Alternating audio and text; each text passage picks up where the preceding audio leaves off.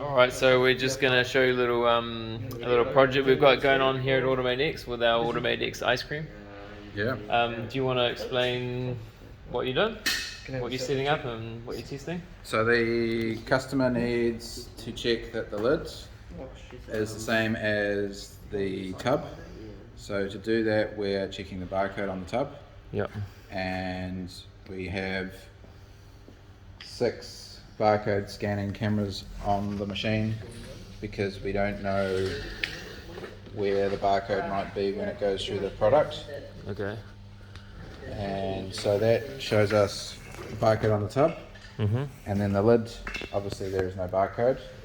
So we have a vision camera here that is capturing images of the lid Cool.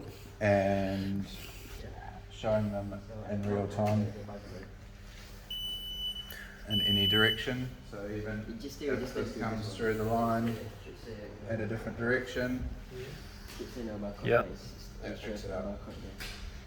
Cool. And we get the status of the camera and we check it against the status of the barcode.